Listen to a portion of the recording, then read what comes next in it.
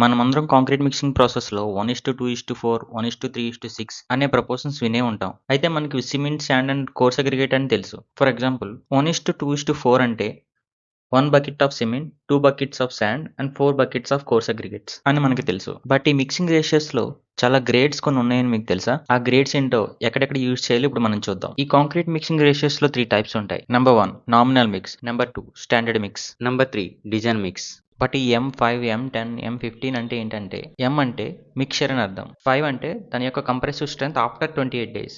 For example M5 గ్రేడ్‌లో 1:5:10 ప్రపోర్షన్స్‌లో 15/15/15 centimetres ఒక క్యూబ్ తయారు చేసి దాన్ని 28 డేస్ క్యూర్ చేసిన తర్వాత దాని కంప్రెసివ్ స్ట్రెంత్ టెస్ట్ చేస్తే అది మనకి 5 మెగాపాస్కల్స్ కన్నా ఎక్కువ ప్రెజర్ బేర్ చేయలేకపోతే అది M5 గ్రేడ్ అని చెప్పొచ్చు. సో ఇలా ఆ గ్రేడ్ని బట్టి అది ఎంత కంప్రెసివ్ స్ట్రెంత్ని బేర్ చేస్తుంది అనే దాన్ని బట్టి ఆ గ్రేడ్స్ అనేవి ఫిక్స్ చేస్తారు. దాన్ని బట్టి ఆ పర్టికులర్ గ్రేడ్కి ఆ నేమ్ వస్తుంది.